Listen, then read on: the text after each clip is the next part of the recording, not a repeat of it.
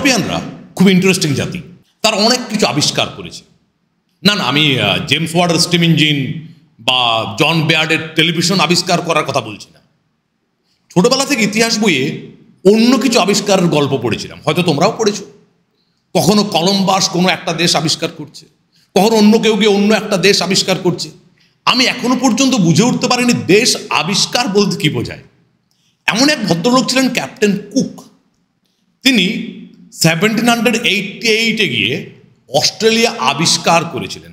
As if ভাগ্যিস তিনি পৌঁছালেন, তার আগে তো অস্ট্রেলিয়া বলে কোনো জায়গা ছিলই না। হ্যাঁ, সেখানে কিছু আদিম মানুষজন বাস করত, তারা আবার মানুষ কি করে হলো? আদিবাসীদের সাথে ইউরোপিয়ানদের যে আচরণ সেটা ইতিহাস জানে। কোলভিল মুন্ডা সাঁওতালদের সাথে তাদের আচরণ আমরা জানি। আর তোমরা হয়তো অনেকেই জোসেফ কনরাডের হার্ট অফ ডার্কনেস পড়েছ। সেখানে তোমরা জানো কুডস কি আচরণ করত কঙ্গো নদীর অববাহিকাতে বাস করা আফ্রিকানদের সাথে। হ্যাঁ, ক্যাপ্টেন কুক আসার পর থেকে ইউরোপিয়ানরা দলে দলে, মূলত ব্রিটিশরা অস্ট্রেলিয়াতে এসে হাজির হতে শুরু করে এবং তারা ঘোষণা করে যে অস্ট্রেলিয়া হচ্ছে অরফান আইল্যান্ড। অরফান মানে যার পিতা কি মাতা কেউই নেই, অস্ট্রেলিয়ার মা বাপ ছিল না, তার মানে অস্ট্রেলিয়ার কোনো মালিকানা ছিল না। তারা এসে অস্ট্রেলিয়াটিকে দখল করে এবং অস্ট্রেলিয়াকে তারা বানায় পেনাল কলোনি। আরে ভারতবর্ষে ঘুরতো না যে যাদের পানিশমেন্ট দেওয়া হতো, অনেককেই আন্দামানে পাঠিয়ে দেওয়া হতো, সেলুলার জেলে বন্দি করে দেওয়া হতো। একই রকম ইংল্যান্ডে যারা কনভিক্ট হতো তাদের পাঠিয়ে দেওয়া হতো অস্ট্রেলিয়ায়। এইভাবে ধীরে ধীরে অস্ট্রেলিয়াকে তারা দখল করে। এই সমস্ত সেটলার্সরা স্বাভাবিকভাবেই অস্ট্রেলিয়াকে তাদের কলোনি ভাবত। আর ইউরোপ, মেনলি যেহেতু ইংল্যান্ডের লোক ছিল, তাহলে আমি ইংল্যান্ডের কথা বলছি, যে ইংল্যান্ডকে ভাবতো নিজেদের বাড়ি। তারা অস্ট্রেলিয়ায় কিছুদিনের জন্য কাজ করতে এসেছে। আমরা যদি এরপর অস্ট্রেলিয়ার সাহিত্যের দিকে তাকাই, 19th সেঞ্চুরিতে যারা সেখানে সাহিত্য রচনা করছেন তারা মন প্রাণ থেকে নিজেদেরকে ইউরোপিয়ান ভাবেন। আর অস্ট্রেলিয়া কি তাদের কলোনি, ফলে তাদের লেখালেখি ছিল ইউরোসেন্ট্রিক, মানে ইউরোপ কেন্দ্রিক। কিন্তু এই প্রজন্ম একটা সময় শেষ হতে থাকে। পরের প্রজন্মের যারা, তাদের জন্ম হয়েছে অস্ট্রেলিয়ায়, তারা বড় হয়েছে অস্ট্রেলিয়ায়, তারা অস্ট্রেলিয়াকে আর কলোনি নয় নিজের দেশ ভাবতে শুরু করে। তারা অস্ট্রেলিয়ার মানুষ হিসেবে গর্ববোধ করতে শুরু করে। ন্যাশনালিজমের ঢেউ দেখা যায় সেখানে 19th সেঞ্চুরির শেষ দিকে, আর 20th সেঞ্চুরির শুরুতে আমরা সেখানে ন্যাশনালিজমের ঢেউ দেখতে পাই। এই 20th সেঞ্চুরিতেই 1934 জন্ম হয় ডেভিড ম্যালফের, যার কবিতা ওয়াইল্ড লেমন্স আজ আমরা পড়তে চলেছি। তাহলে আমরা আগে ডেভিড ম্যালফ সম্পর্কে কিছু কথা জেনে নিই। David Malouf, early life and birth. Born কত তারিখ? 20th March. তারিখটা না মনে থাকলেও চলবে, সালটা অবশ্যই খেয়াল রাখবে। 1934 ইন ব্রিসবেন, অস্ট্রেলিয়া। কি লেখা আছে দেখো, Lebanese English roots সেফট is world view. এই জায়গাটা একটু বোঝো। তার যে বাবার তরফ থেকে তার যে ফ্যামিলি, তারা ছিল লেবানিজ খ্রিস্টান, লেবাননের বাসিন্দা, ধর্মের দিক থেকে খ্রিস্টান। তারা 1880s নাগাদ তারা আসছেন অস্ট্রেলিয়াতে। আর মায়ের তরফ থেকে পরিবার, সেটা আবার খুব ইন্টারেস্টিং, তারা ছিল পর্তুগিজ জুইস। সেই পর্তুগাল থেকে তারা চলে যায় দ্য নেদারল্যান্ডসে। সেই নেদারল্যান্ডস থেকে আসে ইংল্যান্ডে। সে ইংল্যান্ড থেকে ফার্স্ট ওয়ার্ল্ড ওয়ারের জাস্ট আগের বছর 1913 তারা এসে পৌঁছায় অস্ট্রেলিয়ায়। তাহলে লক্ষ্য করো, ডেভিড ম্যালফ এমন একটা ফ্যামিলিতে বড় হয়েছিলেন যার রন্ধ্রে রন্ধ্রে ছিল মাল্টিকালচারালিজম। মানে কেউ আসছেন লেবানন থেকে, কেউ আসছেন পর্তুগাল হয়ে, দ্য নেদারল্যান্ডস হয়ে, ইংল্যান্ড হয়ে অস্ট্রেলিয়ায়। তাহলে অনেক দেশের সংস্কৃতির একটা মেলবন্ধন তার পরিবার আমরা দেখতে পাই। তার পাশাপাশি ধর্ম, তার বাবার তরফ থেকে ফ্যামিলি হচ্ছে খ্রিস্টান আর মায়ের তরফ থেকে হচ্ছে ইহুদি।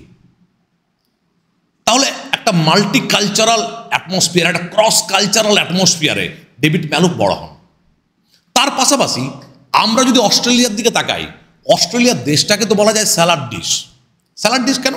একটা স্যালাড ডিশে যেমন গাজর থাকে, সেরকম শসাও থাকে, সেরকম পেঁয়াজও থাকে, সেরকম আরও অনেকগুলো উপাদান থাকে। শেষে একটু লেবু ওখানে ছড়িয়ে দেওয়া হয়, একটু বিট নুন ছড়িয়ে দেওয়া হয়, তবে তো গিয়ে তার টেস্ট আসে। একই রকমভাবে যখন আমরা কোনো সোসাইটিকে দেখতে পাই যেখানে অনেক জাতির, অনেক ধর্মের, অনেক দেশের মানুষ এসে একসাথে বাস করে, তখন আমরা সেই সমাজকে বলতে পারি স্যালাড ডিশ। এই 1788 অনওয়ার্ডস শুধু ইংল্যান্ড থেকে নয়, ইউরোপের বিভিন্ন জায়গা থেকে মানুষজন এসে এই অস্ট্রেলিয়ায় বাস করতে শুরু করে। তাহলে মাল্টিকালচারাল, ক্রস কালচারাল একটা এম্বিয়েন্সের মধ্যে বড় হতে থাকেন David Malouf. Next, childhood and environment, raised in a non conformist multicultural household, যেটা আমি ইতিমধ্যে বলেই ফেললাম। কারণ ধর্মের দিক থেকেও তাদের পরিবার প্রচণ্ড উদার ছিল, কারণ বিভিন্ন ধর্মের মানুষ বাস করছে আর বিভিন্ন কালচারাল ব্যাকগ্রাউন্ডের মানুষ বাস করছে। This foster diverse cultural perspectives early on. এইভাবে ছোটবেলা থেকে তার বিভিন্ন সংস্কৃতির সাথে আলাপ হয় এবং এই ছোটবেলার থেকে যে সমস্ত অভিজ্ঞতাগুলো একটা মানুষের মধ্যে জমা হতে থাকে, পরবর্তীকালে সেই অভিজ্ঞতাগুলোই তার লেখনীতে বেরিয়ে আসে। তাহলে আশা করি ডেভিড ম্যালোফ সম্পর্কে কিছু আইডিয়া হলো। চলো আরও কিছু জানা বাকি আছে। Education and intellectual development, schooling এর দিকে তাকাও। Attended Brisbane grammar school, sparkling early Literary interest, ছোটবেলা থেকে তার সাহিত্যের প্রতি মারাত্মক ইন্টারেস্ট ছিল। তিনি ব্রিসবেন গ্রামার স্কুলে পড়াশোনা করেন। Higher education, graduated from University of Queensland with strong literary foundation. তার একাডেমিক ক্যারিয়ারের দিকে তাকাই। Lecture in English literature, enhancing critical thinking skills, তিনি বেশ কিছু বছর এইখানে পড়ান। পরবর্তীকালে তিনি ইউরোপে চলে যান, সেইখানে বেশ কিছু বছর তিনি ইংলিশ পড়ান। পরে আবার এখানে ফিরে আসেন, কিছুদিন তিনি ইউনিভার্সিটি অফ সিডনিতে পড়ান, আবার তিনি ইউরোপ চলে যান, কারণ এই সময় তিনি ফাইনাল একটা ডিসিশন নেন যার শিক্ষকতা নয়, এরপর আমি ফুল টাইম রাইটার হয়ে যাব। তাহলে তার অস্ট্রেলিয়া এবং ইউরোপ বিভিন্ন জায়গায় পড়ানোর, বাস করার অভিজ্ঞতা ছিল। তাহলে এক তো হচ্ছে মাল্টিকালচারাল ফ্যামিলিতে বড় হয়েছেন, এক তো হচ্ছে ক্রস কালচারাল একটা সোসাইটিতে বড় হয়েছেন, তারপর তিনি অস্ট্রেলিয়া ইউরোপ বারবার তিনি যাতায়াত করছেন। ফলে এই সমস্ত অভিজ্ঞতা ডেভিড ম্যালোফকে ডেভিড ম্যালোফ বানিয়েছে। Next, Literary career, novels and pros. যদিও তিনি প্রথম রেকগনিশন পান পোয়েট্রির জন্য, কিন্তু অনেক ক্রিটিকেরই বক্তব্য পোয়েট্রির থেকে তার নভেল আরও বেশি ইন্টারেস্টিং। আমরা সেই তুলনায় যাব না, আমরা তার নভেল এবং প্রোজ সম্পর্কে আগে কিছুগুলো কথা জেনে নিই। Early work, first novel Jono 1975, semi autobiographical and acclaimed, popular হয়েছিল, সাকসেসফুল হয়েছিল। Notable novels and imaginary life, remembering Babylon, এই লেখাগুলো তার বিখ্যাত। চলো আমরা পরের স্লাইডের দিকে যাই। পোয়েট্রি আর delicate craft, first collection the year of the foxes marks the start of poetic journey. Recurring themes কি ছিল তার লেখালেখিতে? Reflects on nature, cultural identity and personal experiences, এই জায়গাগুলো বোঝো। এই যে আমি বললাম 19th সেঞ্চুরির শেষ দিকে এবং 20th সেঞ্চুরির শুরুতে ইউরোসেন্ট্রিক লিটারেচারকে অস্বীকার করে, রিজেক্ট করে অস্ট্রেলিয়ায় একটা ন্যাশনালিজমের ঢেউ দেখা যাচ্ছে। ফলে তাদের সাহিত্যে তারা বারবার অস্ট্রেলিয়াকে এক্সপ্লোর করছে, অস্ট্রেলিয়ার ন্যাচারাল বিউটির কথা বলছে। আমরা যে পোয়েমটা পড়তে চলেছি হোয়াইট লেমনস, তাতেও আমরা ডিসক্রিপশন পাবো ন্যাচারাল বিউটি অফ অস্ট্রেলিয়া। অস্ট্রেলিয়ার ন্যাচারাল বিউটির অনেকটা জায়গা জুড়ে আছে আনকাল্টিভেটেড ওপেন ব্যারেন ল্যান্ড, এবং এটাই তার বিউটি। সেই সৌন্দর্যকে বারবার করে সাহিত্যে তুলে আনা হচ্ছে। ডেভিড ম্যালোফও কোনো এক্সেপশন নন। তার পাশাপাশি হচ্ছে কালচারাল আইডেন্টিটি। আগে বললাম বিভিন্ন ধরনের কালচার একসাথে মিলেমিশে একটা মানুষকে তৈরি করছে। নেক্সট, পার্সোনাল এক্সপেরিয়েন্সেস, তার বিভিন্ন ব্যক্তিগত অভিজ্ঞতা, তার অভিজ্ঞতা অনেক বেশি ছিল। তার পরিবারের মধ্যেই বিশাল একটা অভিজ্ঞতার ভান্ডার ছিল। তাছাড়া তিনি বিভিন্ন জায়গায় বাস করছেন, সেই সমস্ত অভিজ্ঞতাগুলো তার সাহিত্যে আমরা উঠে আসতে দেখব। এমনকি আমরা যে পোয়েমটা পড়তে চলেছি হোয়াইট লেমনস, তাতেও দেখব কবি বিদেশের মাটিতে বসে আছেন আর দেশের কথা ভাবছেন। তাহলে সেইখানেও আমরা কিছু অটোবায়োগ্রাফিক্যাল এলিমেন্ট খুঁজে পাবো। Next, style blends lyrical beauty with thoughtful intellectual depth. হ্যাঁ, এই পোয়েমেও আমরা বিষয়টা পাবো। একদিকে কবিতার মধ্যে কিছু লিরিক্যাল এলিমেন্টস থাকবে, আর অন্যদিকে is a very intellectual poet. তাহলে দুটোর অদ্ভুত মেলবন্ধন খুঁজে পাবো। তো আমরা এই পোয়েমের মধ্যেও অদ্ভুত একটা মেলবন্ধন খুঁজে পাবো, লিরিক্যাল কোয়ালিটির তার সাথে ইন্টেলেকচুয়াল এলিমেন্টের। এবং এই কারণেই এই পোয়েমটা অনেকের ক্ষেত্রেই বোঝার সমস্যা হয়। আশা করি পুরো ক্লাসটা দেখার পরে তোমাদের ক্ষেত্রে এই সমস্যা থাকবে না। অন্তত আমার মতো করে আমি আপ্রাণ চেষ্টা করব যাতে পুরো কবিতাটি তোমরা ঠিকঠাক করে বুঝে উঠতে পারো। আর যদি তারপরও কারো কোনো সমস্যা থাকে, আমি আগেও অনেকবার বলেছি, কমেন্ট সেকশনে লেখো, অবশ্যই আমি রিপ্লাই করব। তোমাদের সমস্যা যতটা পারা যায় দূর করার চেষ্টা করব। আর একটু সাবস্ক্রাইব করো, বেল আইকনটা প্রেস করো, বন্ধু বান্ধবদের সাথে শেয়ার করো যদি তোমার নিজের ভালো লাগছে। আর যদি ভালো লাগে সেই ভালো লাগাটা একটু জানাও, কমেন্ট করো। ওকে, তাহলে চলো এরপর আমরা দেখি awards and recognition. 2000 Neustadt prize, international prize for literature winner. তাহলে নয়স্টেড প্রাইজ পাচ্ছেন 2000। ওকে, লাইফ টাইম অ্যাওয়ার্ড পাচ্ছেন Australia council award, receive life time achievement recognition. তারপর আমরা দেখতে পাচ্ছি other honours, Commonwealth writers prize and Prix Femina এথরে। তাহলে এই সমস্ত প্রাইজ তিনি পাচ্ছেন, এই সমস্ত অনার্স তিনি পাচ্ছেন। তার পাশাপাশি অনেক জায়গা থেকে তিনি অনারারি ডিগ্রিও পেয়েছেন, ওয়ার্ল্ড ওয়াইড, বহু জায়গা থেকে। নেক্সট স্লাইডের দিকে আমরা এগোই। White lemons, theme and analysis. যে পোয়েমটা আমরা আলটিমেটলি পড়তে চলেছি, সেই পোয়েমে কি পাবো? Sensory experience explores how senses and memory intertwine vividly. একটা ছোট্ট ইনফরমেশন দিই, পুরো কবিতা তো আমি এখন বলবো না কারণ আমরা টেক্সট পড়বো। তার বক্তব্য পাস্ট, প্রেজেন্ট, ফিউচার এইভাবে আলাদা আলাদা করে সময়কে ভাগ করা যায় না, এটা হচ্ছে ইটার্নাল প্রেজেন্ট। এবং এই মুহূর্তে যখন আমি বিদেশের মাটিতে বসে আছি, যখন আমি লেমনের ঘ্রাণ আমার নাকে এসে প্রবেশ করছে, সেই মুহূর্তে আমার সেন্স অর্গান অ্যাক্টিভ হয়ে যাচ্ছে এবং আমার মেমোরিতে আমার দেশ বেঁচে উঠছে। অর্থাৎ এই মুহূর্তে বিদেশের মাটিতে বাস করেও, ফিজিক্যালি আমি বিদেশের মাটিতে বাস করেও আমার সেন্স অর্গান এতটা অ্যাক্টিভ হয়ে গেছে, আমি আমার দেশকে ফিল করতে পারছি psychologically. Next, nature ইমাজারি captures the essence of Australian landscape and it's moods. এখানে তিনি ওই যে বললাম আনকাল্টিভেটেড ব্যারেন ল্যান্ড, তার খুব ভালো ডিসক্রিপশন দিয়েছেন। তারপর তিনি সেখানকার সি বিচের ডিসক্রিপশন দিয়েছেন, সেখানে সকালবেলায় কেমন সৌন্দর্য, দুপুরের সৌন্দর্য, রাত্রের সৌন্দর্য, যেটা end of the 19th century and beginning of the 20th century আমরা যেটা দেখতে পাচ্ছি অস্ট্রেলিয়ান হিসেবে গর্ব এবং অস্ট্রেলিয়ার সৌন্দর্যকে সাহিত্যে বারবার তুলে ধরা, সেই বিষয়টা আমরা এই পোয়েমেও পড়ব। Reflection addresses time, loss and nature's enduring presence. এই কবিতা আমরা দেখতে পাবো সময়কে অ্যাড্রেস করা হচ্ছে, যা কিছু হারিয়ে গেছে বা যা কিছু পেরিয়ে গেছে সেই বিষয়কে তুলে আনা হচ্ছে। এবং এই যে হিউম্যান ওয়ার্ল্ড, তার যে ট্রানজিটরিনেস, তার যে ক্ষণস্থায়িত্ব, তার পাশাপাশি প্রকৃতির চিরস্থায়িত্বের কথা বলা হচ্ছে। কিভাবে? সেগুলো পড়ার জন্যই আমরা টেক্সটের দিকে এগোচ্ছি।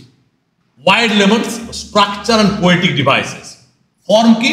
Free verse, allows a natural and flowing rhythm.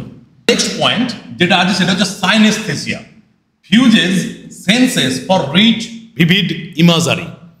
এই সাইনেস্থেসিয়া বিষয়টা কি?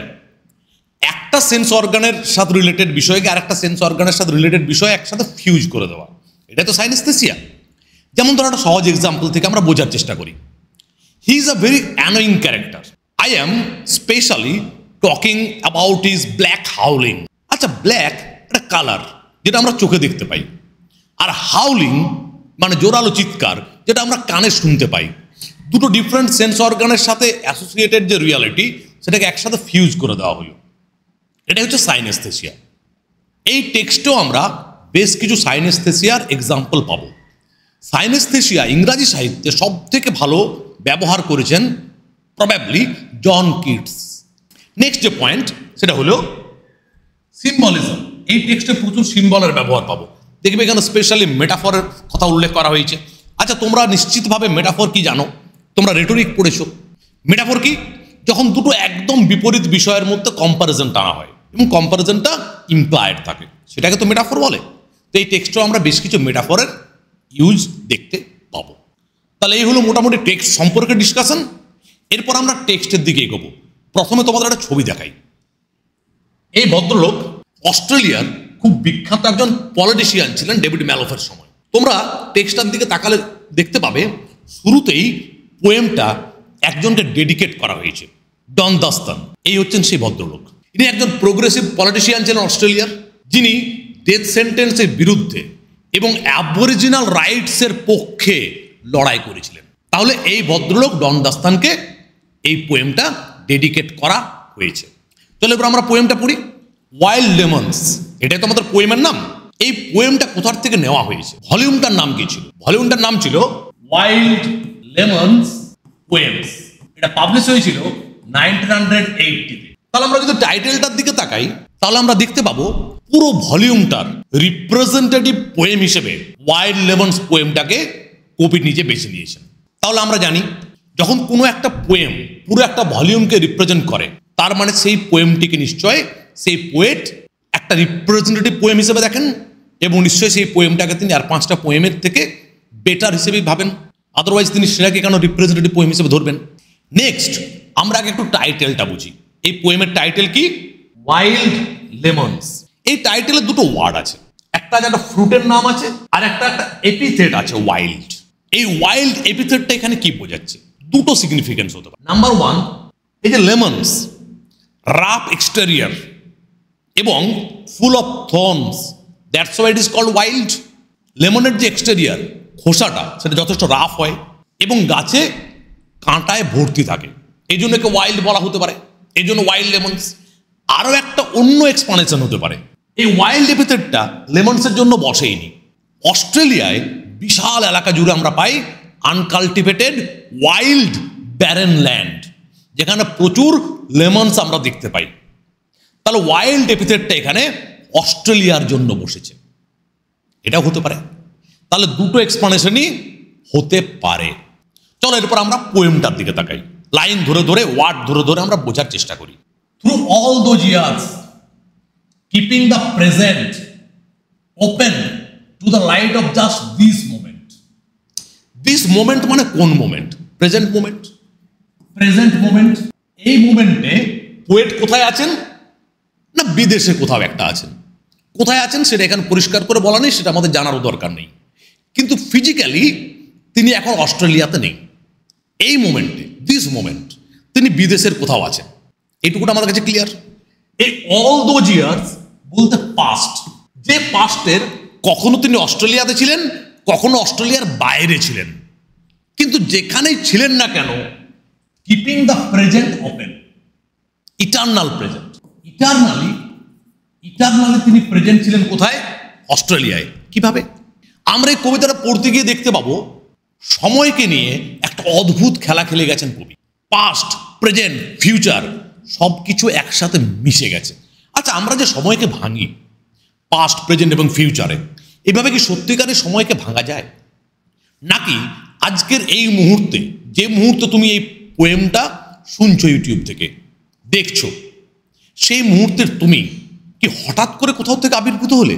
নাকি এই মুহূর্তের তুমি আসলে অতীতের যতগুলো সময় পার করে এসেছো তার যোগফল, এবং এই বর্তমানের মধ্যেই ভবিষ্যৎ লুকিয়ে আছে? তাহলে সময়কে তো এইভাবে ভাঙা যায় না, ইটার্নালি প্রেজেন্ট। একটা মুহূর্তের মধ্যে সমস্ত অতীত এবং সমস্ত বর্তমান ঢুকে আছে। তাহলে এখানে কবি কি বলছেন? আজকে এই মুহূর্তে দাঁড়িয়ে যখন আমি আমার সম্পূর্ণ অতীতকে ভাবছি, তখন আমি বুঝতে পারছি আসলে সবটাই হচ্ছে ইটার্নাল প্রেজেন্ট। প্রত্যেকটা মুহূর্তে আমি অস্ট্রেলিয়ায় ছিলাম, অস্ট্রেলিয়া আমার মধ্যে ছিল। অর্থাৎ ফিজিক্যালি আমি কখনো অস্ট্রেলিয়ায় থেকেছি, কখনো থাকিনি, কিন্তু সাইকোলজিক্যালি আমি প্রতিটা মুহূর্তে তোমার সাথে থেকেছি, তুমি প্রতিটা মুহূর্তে আমার মধ্যে থেকেছি। কবি এতটাই ভালোবাসেন নিজের দেশকে। চলো আমরা এগিয়ে যাই। That was the path we found. এই উইটাকে আমরা ভাবতে পারি কবি, ম্যালফ এবং অস্ট্রেলিয়া, অথবা ম্যালফের মতো মানুষ এখন পৃথিবীতে অনেক আছে যারা বিভিন্ন কারণে নিজের দেশের বাইরে আছে। তাহলে আমরা ভাবতে পারি পিপল লাইক ম্যালফ অ্যান্ড দ্যার মাদারল্যান্ডস। আমি এবং আমার দেশ একটা পথ খুঁজে পেয়েছি, আমরা দুজনে মিলে একটা পথ বের করেছি। কি সেই পথ? যেখানে থাকি না কেন তুমি আমার সাথে থাকো। ফিজিক্যালি আমি যেখানেই থাকি না কেন, সাইকোলজিক্যালি তুমি আমার মধ্যে বাস করো। You might call it a promise. তুমি এইভাবে ভাবতে পারো, আমি আমার দেশের কাছে প্রমিস করেছি। কি প্রমিস করেছি? যেটা বললাম, যেখানে থাকি আমি তোমার মধ্যে আছি, তুমি আমার ভেতরে আছো।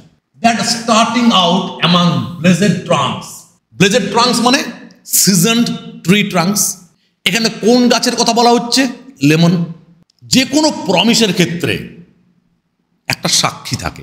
এই ক্ষেত্রে কবি যখন তার দেশের কাছে প্রমিস করে যে আমি যেখানে থাকি না কেন, ফিজিক্যালি সাইকোলজিক্যালি আমি সব সময় তোমার আছি, তোমার থাকবো, এই প্রতিজ্ঞার মাঝে একজন সাক্ষী ছিল। সেই সাক্ষীটাকে লেমন্স। এবং এই কারণেই কবি যেখানে থাকুক না কেন, যে মুহূর্তে কবি লেমনের টেস্ট বা স্মেল পায়, সাথে সাথে কবির মনে পড়ে যায় তার দেশের কথা। তার মানে বাই অ্যাসোসিয়েশন লেমন এবং তার দেশ তার কাছে এক হয়ে গেছে। কারণ যে মুহূর্তে তিনি লেমনকে দেখতে পান, তার স্বাদ পান অথবা তার ঘ্রাণ পান, যেহেতু তার দেশের সাথে তার প্রতিজ্ঞার মুহূর্তে লেমন কাছে ছিল, পাশে ছিল, তাহলে সেই মুহূর্তে তার নিজের দেশের কথা মনে পড়ে। The track could not lead nowhere. দেখো, ডবল নেগেটিভ ইউজ করা হয়েছে না, minus minus plus. Double negative use করা হয়েছে একটা স্ট্রং পজিটিভ আইডিয়া তৈরি করার জন্য। মানে সিচুয়েশনটা বোঝো। একটু পরে তিনি আরেকটু ক্লিয়ার করবেন যে সন্ধ্যে 7টা বাজে, 2-1 পাত্র মদ খাওয়া হয়েছে, আকাশে তারারা উঠেছে, অন্ধকার নেমে এসেছে, আমি এখন বিদেশের মাটিতে আছি। কিছুটা দূরে, প্রবাবলি ডিসক্রিপশন থেকে আমাদের মনে হবে, কিছুটা দূরে একটা গ্রেভিয়ার্ড আছে, যে গ্রেভিয়ার্ডে প্রচুর লেমন গাছ আছে। এই পথ ধরে আমি সেই লেমন গাছের দিকে যাচ্ছি, সেই লেমন গাছ আমাকে টানছে। এবং সেই গাছের দিকে আমি যাচ্ছি কেন? কারণ আমি বললাম লেমন গাছ বারবার কবিকে তার দেশের কথা খেয়াল করায়। তাহলে এবারে লাইনটা পড়ো, দ্য ট্র্যাক। তাহলে কোন পথ? যে পথ কবিকে লেমনের সামনে নিয়ে যাচ্ছে। Would not lead nowhere. এটা নয় যে এই পথ আমাকে কোথাও নিয়ে যাচ্ছে না, এই পথ আমাকে নিয়ে যাচ্ছে কোথায়? আমার দেশের কাছে। আমি যাচ্ছি বিদেশের মাটিতে, কোনো একটা সমাধি ক্ষেত্রে কিছু লেমন গাছের কাছে। কিন্তু আসলে আমি কোথায় যাচ্ছি?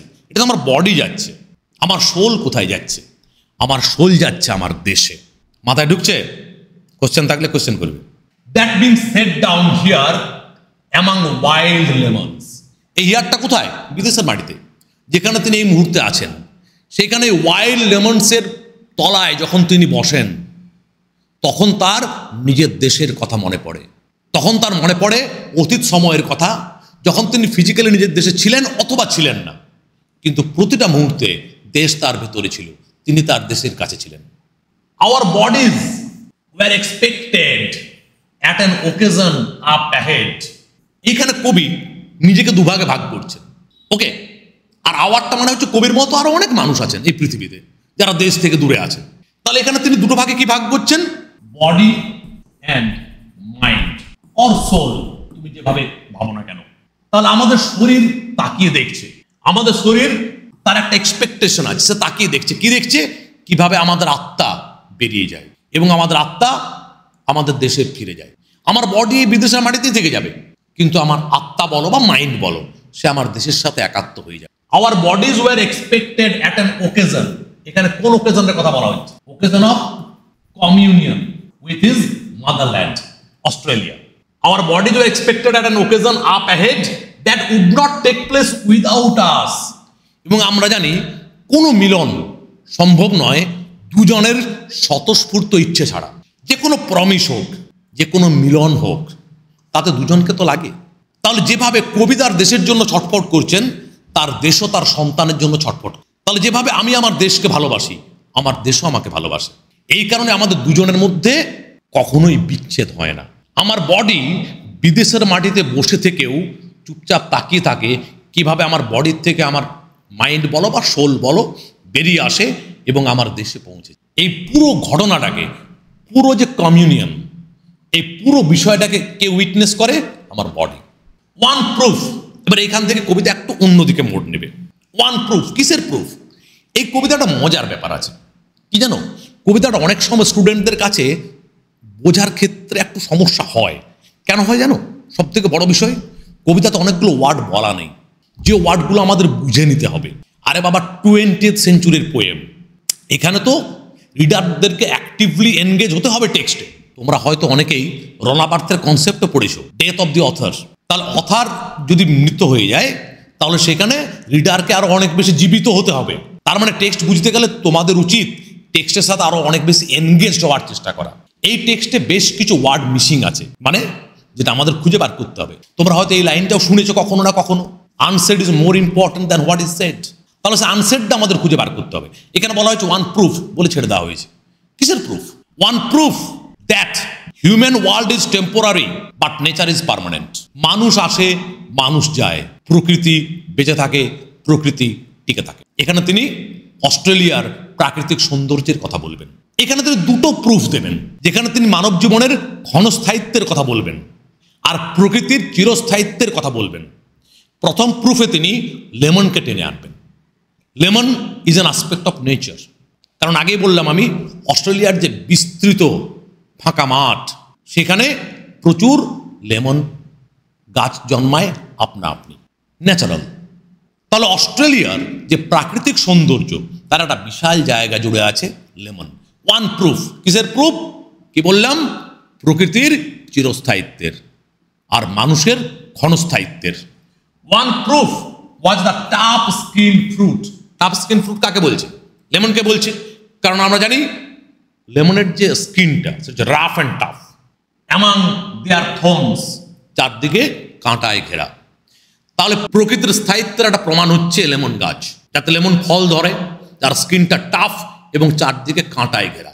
আমরা কবিতা পড়ছি, নিশ্চিতভাবে আমরা কবিতা পড়ার সময় বিষয়গুলোকে আক্ষরিক অর্থে পড়ব না। কারণ তোমাদের কারো মনে এরকম প্রশ্ন জাগতেই পারে যে একটা লেমন সেটা কি করে চিরস্থায়ী হতে পারে? সেটা আমি গাছ থেকে পেড়ে খেয়ে নিলাম, শেষ। তোমরা ওড্ডোয়া নাইটেঙ্গেল পড়েছো, কিটসের লেখা। সেখানে একই রকম কথা বলা হচ্ছে, মানুষের জীবন ক্ষণস্থায়ী, লিমিটেড পিরিয়ড অফার। আমরা এই পৃথিবীতে এসেছি, কয়েকদিন পরে পৃথিবী থেকে চলে যাব। কিন্তু নাইটেঙ্গেল চিরস্থায়ী হয়ে বেঁচে আছে।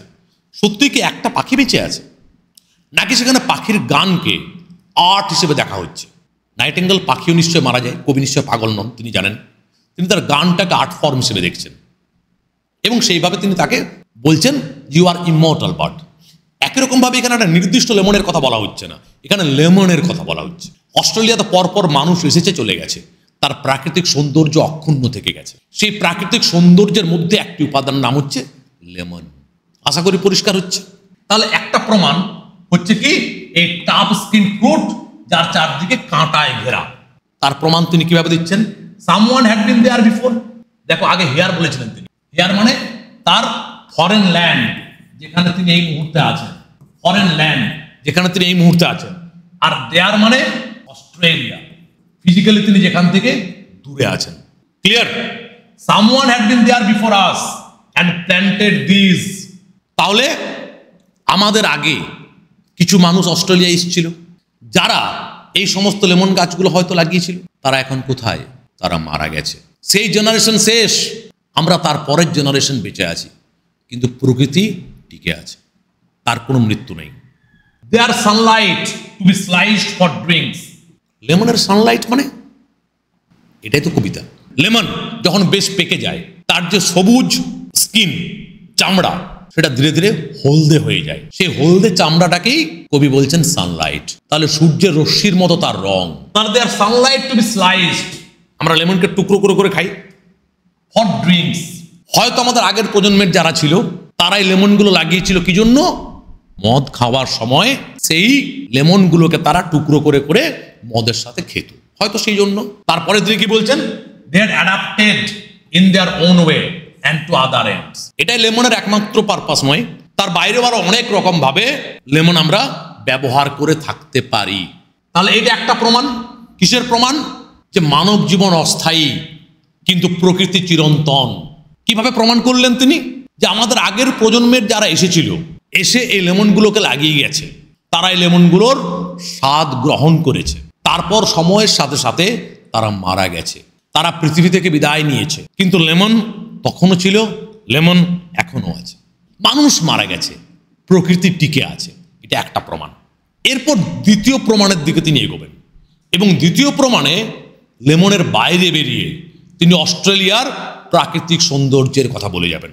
দ্বিতীয় প্রমাণ শুধুমাত্র লেমনের মধ্যে আবদ্ধ থাকবে না, তিনি অস্ট্রেলিয়ার যে ন্যাচারাল বিউটিফুল ন্যাচারাল ল্যান্ডস্কেপ তার বর্ণনা দেবেন। দেখি আমরা অ্যানাদার, ওই যে বললাম ওয়ার্ড মিসিং, অ্যানাদার প্রুফ। কিসের প্রুফ? আমরা জানি প্রকৃতির স্থায়িত্বের। Was the warmth of our island, অস্ট্রেলিয়ার যে warmth. Sitting still in its bay, যেখানে মানুষজন সমুদ্রের তীরে গিয়ে চুপচাপ বসে থাকে। কেন? সানবাথ নেওয়ার জন্য এবং প্রকৃতির সৌন্দর্য উপভোগ করার জন্য। সানবাথ নেওয়ার জন্য এবং প্রকৃতির সৌন্দর্য উপভোগ করার জন্য এখানকার মানুষজন গিয়ে সি বিচে বসে থাকে, সময় কাটায়। At midnight humming and rising to its own concerns, নিজের খেয়ালে এই সমুদ্র মধ্যরাত্রে জোয়ারের জলে ভরে ওঠে এবং তার মিষ্টি গান আমরা শুনতে পাই। সমুদ্রের সে জোয়ারের জল যখন বড় বড় ঢেউ হয়ে আছাড় খায়, কবির কল্পনায় মনে হচ্ছে সমুদ্র যেন গান শোনায় তার তীরে বসে থাকা মানুষটিকে। বাট ব্যাক, তাহলে মধ্যরাত্রি থেকে যদি আমরা ফিরে অন্যদিকে তাকাই, হিট স্ট্রাক, দিনের বেলায় যদি আমরা ফিরে আসি, তাহলে আমরা কি দেখতে পাবো? রোদ উঠেছে, ওয়ার্মথ, মানুষজন এসে বসে আছে ওখানে, আর ঢেউয়ের গান শোনার জন্য নয়, জোয়ারের ঢেউয়ের গান শোনার জন্য নয়, সানবাথ নেবার জন্য। এরপর যদি আমরা দিনের থেকে ভোরের দিকে তাকাই, মানে বেলার থেকে যদি আমরা ভোরে ফিরে যাই আবার, তাহলে আমরা কি দেখতে পাবো? তাহলে বেলার থেকে আমরা ভোরের দিকে ফিরে গেলে প্রকৃতির সৌন্দর্য আরো পাল্টে যাবে। কিভাবে পাল্টাবে? Left by clean ocean waters at dawn, ভোরের সময় যদি আমরা সেই সমুদ্রের কাছে যাই, তাহলে আমরা দেখব পরিষ্কার জল। তাহলে সমুদ্রের চেহারা ভোরবেলায় আরো পাল্টে যায়। তাহলে তিনি এখানে অস্ট্রেলিয়ার সৌন্দর্যের বর্ণনা দিচ্ছেন। মধ্যরাত্রিতে এক ধরনের সৌন্দর্য, দিনের বেলা যখন বেলা গড়িয়ে যায় তখন তার সৌন্দর্য আলাদা, আবার ভোরবেলার সৌন্দর্য আরোই আলাদা। তাহলে এখান পর্যন্ত আশা করি ক্লিয়ার, যে তিনি দুখানা প্রমাণ দিলেন। এরপর আবার তিনি তার প্রথম প্রসঙ্গে ফিরে আসছেন। প্রথম প্রসঙ্গ কি ছিল? যে আমি এখন বিদেশের মাটিতে আছি, এই মুহূর্তে আমি বিদেশের মাটিতে, আমি একটা গ্রেভিয়ার্ডের দিকে এগিয়ে চলেছি, যেখানে আমি লেমনের ঘ্রাণ পাচ্ছি এবং আমার দেশের কথা মনে পড়ছে। আমার শরীর তাকিয়ে আছে কিভাবে আমার মাইন্ড, আমার সোল গিয়ে আমার দেশের সাথে একাত্ম হয়। তারপর তিনি দুটো প্রমাণ দিলেন যে কিভাবে প্রকৃতি অমর, চিরন্তন, মানুষ মরণশীল। এরপর আবার তিনি সেই প্রথম প্রসঙ্গে ফিরে যাচ্ছেন। চলো দেখা যাক। The present is always with us, always open, যে বিষয়টা দিয়ে তিনি শুরু করেছিলেন আবার সেই বিষয়ে ফিরে গেলেন। The present is always with us, তার মানে কি? আমি এবং আমার দেশ সব সময়ের জন্য একে অপরের কাছে present, available.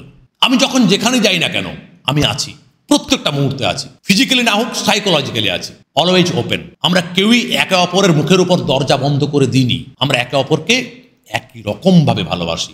With equal intensity we love each other. এর পরের অংশের দিকে দেখি। Go to what out there in the dark we are making for at 7 o'clock strikes the gin goes down and starlings gather, who can tell? সন্ধ্যা 7টা বেজে গেছে, ঘড়িতে 7টার ঘন্টা বেজে গেছে। হয়তো অন্ধকার নামার পর দু এক পাত্র মদ খাওয়া হয়েছে, মাথার উপর যে আকাশ তাতে টিমটিম করছে তারারা। আমি বা আমার মতো আরো অনেক মানুষ যারা দেশ থেকে দূরে আছে, তারা সে অন্ধকার পথ ধরে হেঁটে হেঁটে লেমন গাছের তলার দিকে যাচ্ছে। অন্যান্য মানুষেরা যারা নিজের দেশেই বাস করে বরাবর, তারা কি কখনো বুঝতে পারবে কেন আমরা যাচ্ছি? Who can tell? তাদের সেটা বোঝার কথা নয়। একমাত্র যে বিদেশ বিভুঁইয়ে থাকে সেই বুঝতে পারবে বিদেশ বিভুঁইয়ে থাকার যন্ত্রণার কথা, এবং কেন সেই মানুষটির মন ছটফট করে নিজের দেশের জন্য, কেন সে তার কল্পনায় বারবার করে নিজের দেশে ফিরে আসতে চায়, কেন সে প্রত্যেকটা মুহূর্তে নিজের মনের ভেতরে একটা দেশকে নিয়ে ঘুরে বেড়ায়। তারা বুঝতে পারবে না যারা বরাবর নিজের দেশে বাস করে। ফলে এই লোকগুলো বুঝতে পারবে না আমরা কেন অন্ধকারের দিকে ছুটে যাই, কেন আমরা লেমন গাছের টানে উঠে যাচ্ছি নিজের দেশের কাছে ফেরার তাগিদে। কম্প্যাক্টস মেড অফ সাইলেন্স, কম্প্যাক্টস মানে হচ্ছে communication or communion, made of silence. As a flute tempts out a few reluctant stars to walk over the water. দেখ, এই মতামতগুলো ব্যক্তিগত, বোধ হয় পুরো কবিতাটা সব থেকে পোয়েটিক লাইন এই অংশটা। কম্প্যাক্টস মেড অফ সাইলেন্স, স্মৃতিচারণা, স্মৃতিচারণার মাধ্যমে নিজের দেশের কাছে ফিরে যাওয়া, অতীতকে খেয়াল করা এবং দেশের সাথে একাত্ম হয়ে যাওয়া, এটা তো একটা তপস্যা। এবং এই সাধনা, এই তপস্যা সব থেকে ভালো কখন হয়? নীরবতার মাঝে, অন্ধকারে, নীরবতায়, যেখানে চারদিকে যানবাহনের আওয়াজ নেই, মানুষজনের হট্টগোল নেই। সেই নীরবতায়, নিস্তব্ধতায়, সাধনার মাধ্যমে, তপস্যার মাধ্যমে আমি আমার দেশের সাথে একাত্ম হতে চাই। এই বিষয়টাকে তিনি কার সাথে তুলনা করেছেন? এখানে একটা সিমিলির ব্যবহার আছে, অ্যাজু আড্ডা দিয়ে। আমরা জানি কৃষ্ণ যখন রাখালিয়া বাঁশি বাজাতেন, তখন রাধার ইচ্ছে থাক বা নাই থাক, রাধার নিজেকে বাড়ির মধ্যে আটকে রাখতে পারতেন না। তিনি কলসি কাঁখে নিয়ে জল আনতে যমুনায় চলে যেতেন। একই রকমভাবে কেউ হয়তো মেঠো বাঁশি বাজাচ্ছে এবং সে বাঁশির সুরে মোহিত হয়ে রিলাক্টেন্ট, ইচ্ছে না থাকলেও তারাগুলো আকাশে মিটমিট করে দেখা দিয়েছে এবং সে তারাদের প্রতিচ্ছবি এসে পড়ছে সামনের জলে এবং মনে হচ্ছে যেন সেই বাঁশির মিষ্টি সুরে তারাগুলো নাচছে। কারণ জলে তারাদের ছবি পড়ার পর জলের কম্পনের কারণে তারাগুলো কাঁপছে। প্রচণ্ড মাত্রায় কাব্যিক লাইন না? I lie down in different weather, though the same body, which is where that rough track led. আমি শুয়ে আছি in different weather, তার মানে বিদেশের অন্য আবহাওয়ায়, weather of a different country, যার ওয়েদার আমার দেশের মতো নয়। আমি শুয়ে আছি একটা ডিফারেন্ট ওয়েদারে, নাও অ্যাট প্রেজেন্ট, এই মুহূর্তে, দো দ্য সেম বডি, কিন্তু আমার বডিটা তো পাল্টে যায়। হতে পারে আমি দেশে বিদেশে ঘুরে বেড়াচ্ছি, কিন্তু আমি তো মানুষটা পাল্টাইনি। এই লাইনগুলো পড়তে গেলেই সে অনেক পুরনো রাজ কাপুরের একটা সিনেমা ছিল না, শ্রী 420, মেরা জুতা হয় জাপানি পাতলুং ইংলিস্তানি সার পে লাল টুপি রুসি ফিরবি দিলাই হিন্দুস্তানি। তার মানে আজ তুমি যেখানে থাকো না কেন, আলটিমেটলি তুমি তোমার দেশের মধ্যে আছো, তোমার দেশ তোমার মধ্যে আছে। কারণ তোমার দিল বা মন তুমি একজনকে দিয়ে দিয়েছো, সেটা আর অন্য কাউকে দেওয়া সম্ভব নয়। কি বলছেন তিনি? যদিও আজকে আমি বিদেশের মাটিতে পড়ে আছি, যেখানকার আবহাওয়া আলাদা, কিন্তু আমার শরীর তো সেই শরীরই, যে শরীর একদিন আমাকে নিয়ে গেছিল আমার দেশে লেমন ট্রির সামনে, যেখানে গিয়ে আমি প্রতিজ্ঞা করেছিলাম, আমি যেখানেই যাই না কেন, আমি যেখানে থাকি না কেন, আমি তোমার সাথে আছি, আমি তোমার ভেতরে আছি, তুমি আমার মনের ভেতরে আছো। তাহলে সেই শরীর এবং এই শরীর তো একই, আমি তো সেই মানুষটাই আছি। তাহলে আমি কি করে তোমাকে ভুলে থাকতে পারি? Our sleep is continuous with the dark, or that our sleep is continuous with the dark, or that portion of it that is this day's night. অন্ধকারের রং কি পাল্টায়? আমার দেশের অন্ধকার, তোমার দেশের অন্ধকার, তার দেশের অন্ধকার, প্রত্যেকটা অন্ধকার রং তো একই। যদি আমরা কখনো বাড়ির থেকে দূরে থাকি, ধরো রাত্রেবেলায় ঘুমোচ্ছি, মাঝরাত্রে হঠাৎ করে ঘুম ভেঙে গেল, সে অন্ধকারে কয়েকটা মুহূর্তের জন্য যতক্ষণ না পুরোপুরি সম্বিত ফিরে আসে, আমাদের কি মনে হয় আমি বোধহয় নিজের বাড়িতে আছি। তার কিছুক্ষণ পর আমি বুঝতে পারি আমি মানুষটা সেটাই, কিন্তু এখন আমি অন্য কোনো জায়গায় শুয়ে আছি। এটা মনে হওয়ার কারণটা কি? কারণ পৃথিবীর সর্বত্র অন্ধকারের রং কালো। দিনের শেষে যখন রাত নেমে আসে, সারাটা দিন তুমি দেখতে পাও তোমার দেশে থাকলে এক রকমের চেহারা, অন্য দেশে থাকলে অন্য রকমের চেহারা। দিনের শেষে যখন রাত নেমে আসে, তখন সব জায়গার চেহারা এক হয়ে যায়। যখন সেই জায়গাটা অন্ধকারে ঢাকা পড়ে যায়, সব জায়গার অন্ধকার একই। যেমন সব জায়গার লেমনের ঘ্রাণ একই, যেমন সব জায়গার লেমনের স্বাদ একই, তেমনই সব জায়গার অন্ধকার একই। The body tags along as promise to see what goes. আমার মাইন্ড এবং আমার দেশ, এই দুজনের মধ্যে কমিউনিয়ন। বডি সাথে সাথে চলে এসেছে দেখার জন্য যে কিভাবে এই মিলন সম্ভব। মাইন্ডের সাথে কান্ট্রির যে মিলন, দেশের সাথে আমার যে মানসিক মিলন, এই মিলনকে দেখার জন্য বডি সাথে চলে এসেছে। এখন সে সাক্ষী। What goes is time and clouds melting into tomorrow of our breath. সময় পেরোতে থাকে, সময় সতত প্রবহমান। যদি আমরা সময়কে অতীতে, বর্তমানে, ভবিষ্যতে ভাঙি, তাহলে আজ পর্যন্ত অনেকটা অতীত আমি পার করে এসেছি। আরও যতগুলো দিন পার করব, আমি ততটা অতীত পেরিয়ে যাব। এবং আমাদের প্রত্যেকটা গতকাল আমাদের ক্রমশ মৃত্যুর দিকে এগিয়ে নিয়ে যায়। Tomorrow and tomorrow and tomorrow creeps in this petty pace from day to day to the last level of recorded times, and all our star days have lighted fools the way to dusty death. Out, brief candle, life is a walking shadow, a poor player that starts and frets its hour upon the stage and is heard no more. এগুলো মনে পড়ছে? It is a tale told by an idiot, full of sound and fury, signifying nothing. কোথাকার লাইন? Macbeth by Shakespeare. সেই Macbeth যে রাজা হওয়ার জন্য, যে সব পাবার জন্য সব কিছুকে শেষ করে দিয়েছিল, নিজের রাজাকে, নিজের বন্ধুকে, কোনো এক বন্ধুর স্ত্রীকে, তার সন্তানদের সবাইকে হত্যা করে সে রাজত্ব দখল করেছিল। তার স্ত্রী লেডি ম্যাকবেথের মৃত্যুর পরে তার কি মনে হয়েছিল? জীবনে কিচ্ছু নেই, একটার পর একটা দিন আমরা পার করে যাই এবং ধীরে ধীরে মোমবাতি গলে গলে গলে গলে শেষ হতে থাকে। জীবনটা একটা মোমবাতির মতো, যতক্ষণ জ্বলে ততক্ষণ আলো দেয়, কিন্তু নিজেই নিজেকে গলিয়ে শেষ করতে থাকে। এবং যখন মৃত্যু হয়, যেমনভাবে আমরা খালি হাতে এসেছিলাম খালি হাতে ফিরে যাই। এই এক্সপ্রেশনটার মধ্যে, এই কবিতায় সেই ম্যাকবেথের যে আলটিমেট ফিলসফি, সেই ফিলসফির একটা দুর্দান্ত ইকো আছে। কি বলছে দেখো, হোয়াট গোজ ইজ টাইম, সময় পেরিয়ে যায়, সময় কারোর জন্য থেমে থাকে না। সময় সেই নদী যাকে কোনো বাঁধ দিয়ে বাঁধা যায় না।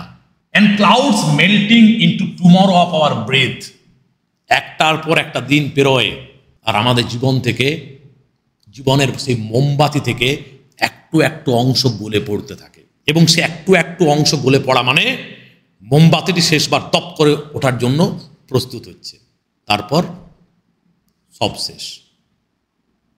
A scent of lemons run wild in another country. এই মুহূর্তে আমি অন্য দেশে আছি, আমার দেশে নয়, কিন্তু আমি লেমনের ঘ্রাণ পাচ্ছি। একই রকম, কিচ্ছু পাল্টায়নি। আমি পাল্টে গেছি, আমার জীবন অনেকটা সময় পেরিয়ে গেছে, অনেকগুলো গতকাল আমি পেরিয়ে এসেছি। ধীরে ধীরে মৃত্যুর দিকে আমি এগিয়ে যাচ্ছি। আমার জীবনের মোমবাতি গলতে গলতে গলতে গলতে শেষ হতে আসছে, কিন্তু প্রকৃতি একই আছে।